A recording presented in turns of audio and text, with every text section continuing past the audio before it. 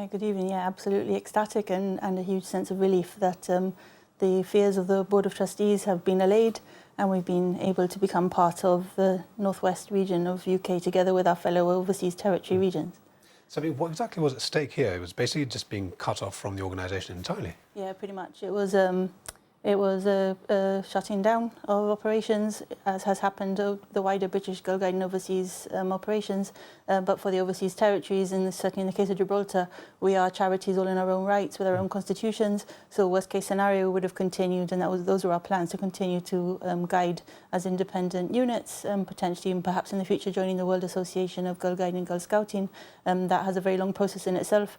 So, but really for us, it was a principle that we are part of the British family and should remain within Girlguiding UK. Of course, it's good that you had a plan B, but this is the ideal situation, and now the plan has been reversed. I'm sure it hasn't come easily.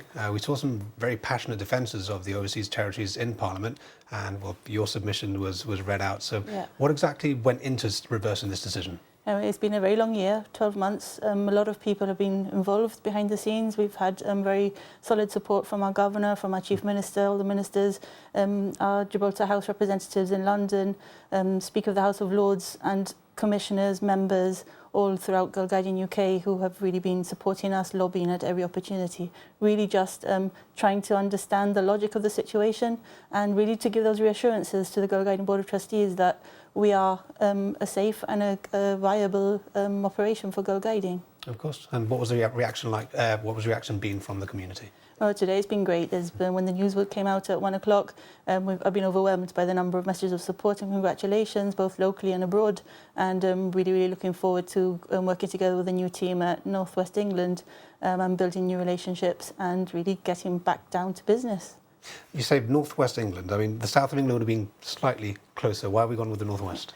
Well, there are 9 other regions in the UK. The North West already has Crown dependencies within it, so it has the Isle of Man. So they're used to working the way that they work slightly differently. South West also has Jersey and Guernsey, but North West were the one who came forward and wanted to take us all on as a group of 9 overseas territories. So we've got what we wanted for. Looking forward, what has the Girlguiding Gibraltar got lined up? Well, really the next thing now is to get back to business, and we've still got huge waiting lists for our units, so we're in need of volunteers as always. So getting on with that, carrying on with our daily meetings. We're just taking a break now for Easter, but as we go into summer, it's when we start much more with our camping and outdoor activities. Really looking forward to everything that's to come. Yeah. So I mean, just generally now that I think it's a moment that you can be relieved by what's happened, did you think that this was going to happen, or were you concerned that it was not going to be reversed? There was always that possibility, and I think over the past 12 months there have been some ups and downs where you feel that you're getting somewhere and then something else comes in. But you know, we have a very good history of guiding in Gibraltar. We comply with every policy and law that we need to. So we were confident that we would get a positive resolution for Gibraltar at the very least. But it was really important of us to stay together as an overseas territories group.